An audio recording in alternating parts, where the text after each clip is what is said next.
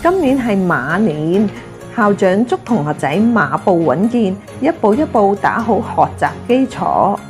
學習上要敢於嘗試，一馬當先，遇到困難都唔好放棄啊！只要努力同堅持，一定可以馬到功成。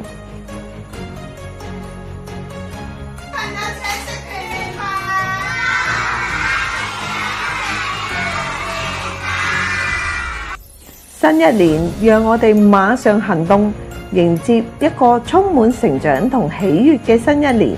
祝大家新年快樂，龍馬精神，萬事勝意。